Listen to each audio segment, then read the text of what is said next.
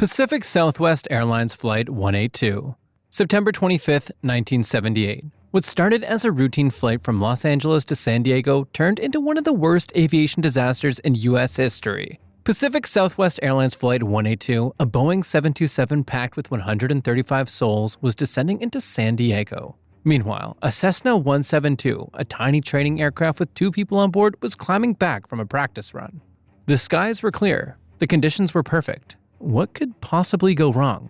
Everything. At 8:59 a.m., air traffic control warned PSA 182 about the Cessna. Traffic at your 12 o'clock, 3 miles out. The PSA crew confirmed, "We have it on site." Did they really though? Because a minute later, the cockpit conversation was more like, "Pilot, are we clear of that Cessna?" First officer, "Supposed to be." Captain, "I guess." Jumpseat pilot, "I hope." Not exactly the confidence you want in midair. At 9:01 a.m., the inevitable happened. The Cessna, slightly off its assigned course, ended up directly beneath the descending Boeing 727. It was a horrific midair T-bone. The Cessna disintegrated instantly. PSA 182's right wing was sheared apart, turning the jet into a flaming death spiral over a residential neighborhood. The impact was so devastating that a massive fireball erupted, leveling homes. Some people on the ground were killed, along with all 144 on board the aircraft. The NTSB later found multiple failures.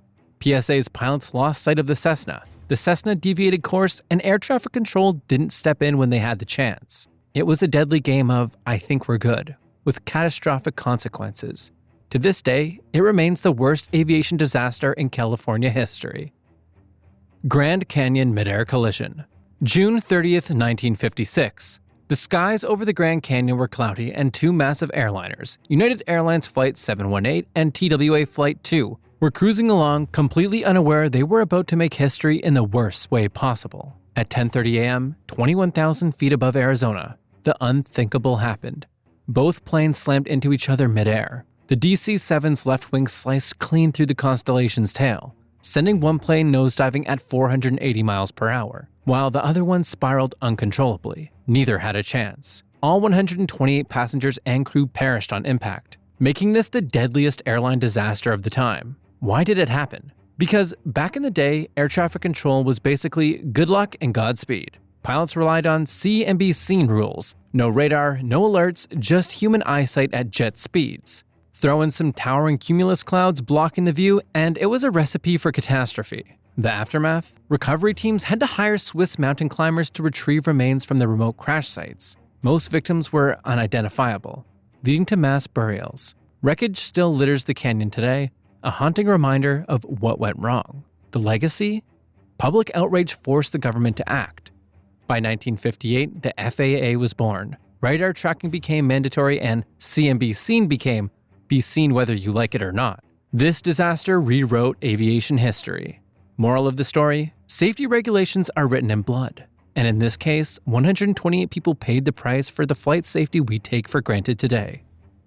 All Nippon Airways Flight 58. On July 30th, 1971, what should have been a routine domestic flight from Sapporo to Tokyo turned into one of the most horrifying midair disasters in history. All Nippon Airways Flight 58, a brand new Boeing 727 with 162 people aboard, was cruising peacefully at 26,000 feet when, out of nowhere, a Japanese Air Self-Defense Force F-86 Sabre fighter jet came crashing into it like a missile with no warhead.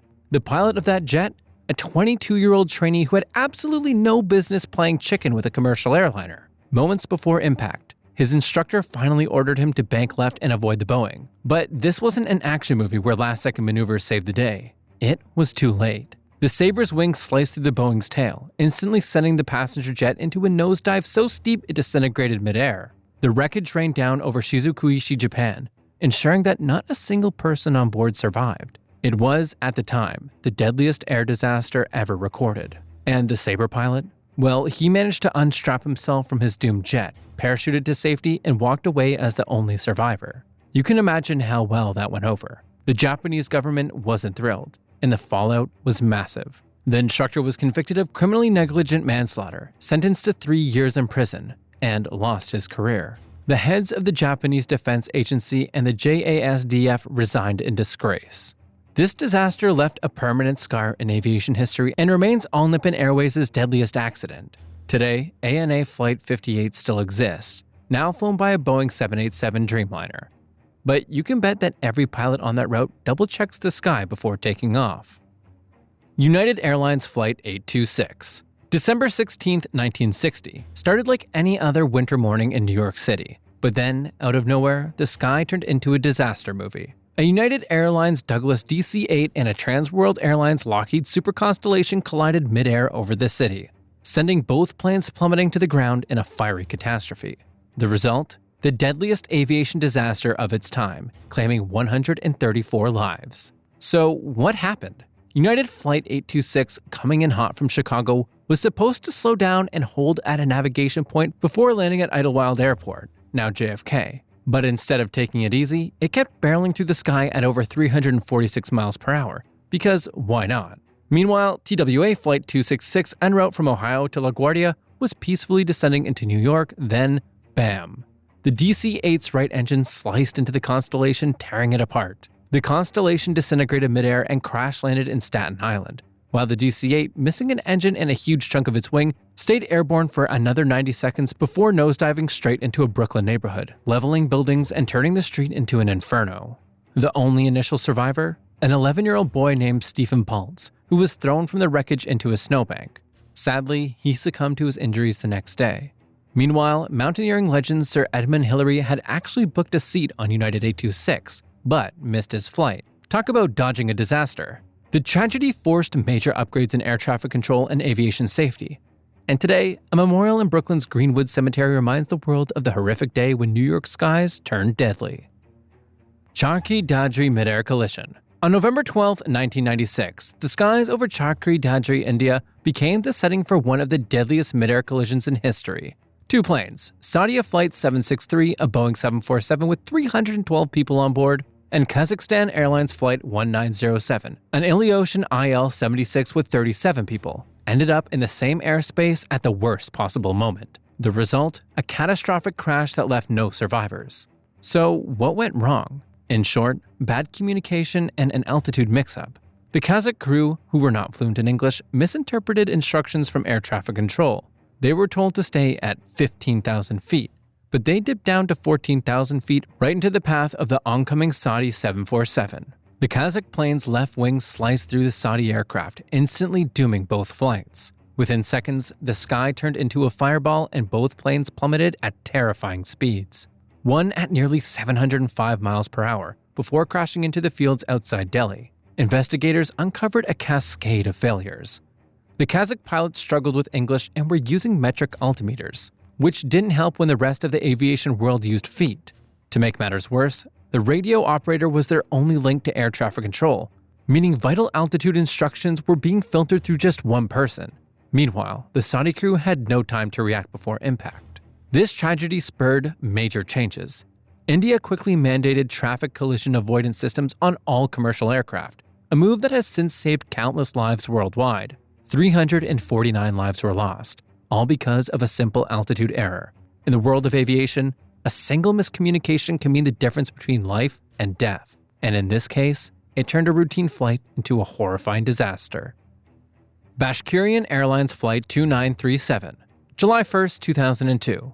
A quiet night over southern Germany turns into a nightmare when Bashkirian Airlines Flight 2937, packed with kids on a school trip, and the DHL Flight 611 slam into each other at 36,000 feet, resulting in a death toll of 71. Why? Because the universe decided to stack every possible failure on top of each other. Enter Peter Nielsen, a lone Swiss air traffic controller running two workstations at once. The main radar, down for maintenance. The phone lines, dead. The ground collision warning system, switched off. It's like trying to juggle flaming chainsaws while blindfolded. But wait, it gets worse. Both planes had TCAS, an onboard collision avoidance system that literally tells pilots how to avoid crashing. The DHL pilots followed it. The Russian pilots, they listened to Nielsen instead. Bad call. Moments later, boom. Wreckage rains down over the peaceful town of Uberlingen. 71 lives lost in an instant. Then, the aftermath. Investigations, lawsuits, and finger-pointing galore. Skyguide, the Swiss company running air traffic control, takes the hit. Airlines and governments scramble to clarify rules. TCAS overrules air traffic control, period. But the most chilling chapter, 2 years later, Vitaly Kaloyev, a grieving father who lost his entire family in the crash, tracks down Nielsen at his home in Switzerland. And let's just say Nielsen's career and life ends right there. In Russia, Kaloyev becomes a tragic hero, walking free after just a few years in prison. A chain of small mistakes, a moment of misjudgment, and a grieving man driven to the unthinkable. Not just a crash, this was fate at its cruelest. Gol Transportes Aéreos Flight 1907. Here's something that'll make you rethink air travel. Imagine two planes cruising over the Amazon, blissfully unaware they're about to meet in the worst possible way. On September 29, 2006, a Gol Transportes Boeing 737 and a flashy Embraer Legacy 600 business jet collided midair at 37,000 feet. The result? One plane in pieces, 154 lives lost, and an international blame game that lasted for years. The business jet, piloted by two American aviators, clipped the 737's left wing with its winglet.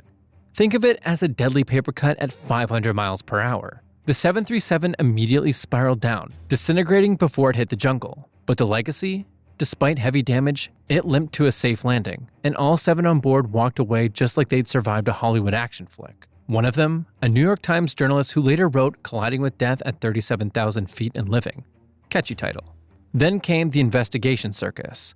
Brazil's aviation agency pointed fingers at the Legacy pilots, accusing them of flying at the wrong altitude and somehow turning off their transponder, which disabled the collision avoidance system. The US NTSB clapped back, arguing air traffic control messed up. The Legacy pilots were following instructions and the controllers failed to notice their transponder was off for nearly an hour. Whoops. The aftermath? Brazil convicted the Legacy pilots. Air traffic controllers went on strike, and the defense minister lost his job after another deadly crash in 2007. Meanwhile, the Legacy jet was repaired, sold, and is still flying today.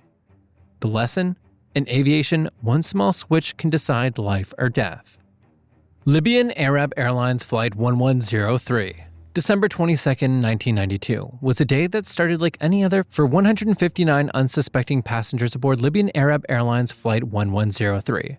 A routine domestic trip from Benghazi to Tripoli. But routine turned into disaster when the Boeing 727 got a surprise mid-air guest, an overzealous Libyan Air Force MiG-23 fighter jet. And let's just say this was the worst kind of in-flight collaboration. Flight 1103 was in its final descent, about 3,161 feet above Tripoli, when suddenly, out of nowhere, boom. The tail of the 727 and the right wing of the MiG-23 decided to have an impromptu meeting. The commercial jet didn't stand a chance. It disintegrated instantly, killing everyone on board. Meanwhile, the two pilots in the MiG ejected just in time and survived. Talk about an unfair trade-off. The official story? A tragic mid-air collision. But hold on. This is Libya under Gaddafi we're talking about. Years later, after the fall of Gaddafi, one of the surviving MiG pilots dropped a bombshell. There was no collision. He claimed Flight 1103's tail fell off before the impact. Translation, the plane might have been deliberately taken down. And why? Well, conspiracy theorists believe Gaddafi wanted to make a political statement, possibly a revenge stunt for the downing of Pan Am Flight 103, which had happened exactly 4 years earlier. Chilling, right? To make things worse, victims' families got almost no answers. The Libyan government controlled the narrative, refused to return bodies to international families, and for years the truth stayed buried. Only after Gaddafi's downfall did people start piecing together what might have really happened. So was this just a tragic accident or a dictator's twisted power play? Either way, Flight 1103 remains one of Libya's darkest aviation disasters, and its mystery still haunts those searching for the real story. Tupolev Tu-134 collision. August 11, 1979. Two Aeroflot planes, both Tupolev Tu-134s, were cruising through the sky, carrying 178 people. Their destinations? Chisinau and Minsk. Their fate? Tragically sealed by an overworked and undertrained air traffic control team. The Kharkiv ATC center was a mess. Controllers were juggling too many flights, all while dealing with Soviet leader Leonid Brezhnev's travel schedule, because, of course, he needed an empty sky. The shift supervisor placed a 20-year-old rookie in charge of one of the busiest sectors, supervised by a controller who had already had a history of mistakes. What could possibly go wrong? At 27,600 feet over Dnipro, confusion struck. The controller mistook a muffled radio response as confirmation, unknowingly setting two planes on a collision course. The two aircraft slammed into each other at nearly 530 miles per hour, disintegrating into the sky. One pilot tried a desperate emergency landing but lost control at 13,000 feet. There were no survivors. Among the dead were 17 players from the Paktikor Football Club, Uzbekistan's top soccer team. The Soviet League was never the same. The fallout: the controllers were sentenced to 15 years in a penal colony. One took his own life, the other got out early for good behavior. The supervisor walked away free. Today, a memorial stands at the crash site, a silent reminder of one of the deadliest air traffic control failures in history. So what do you think? Should overworked and unqualified air traffic controllers be held fully responsible? Or was this a failure of the entire Soviet aviation system?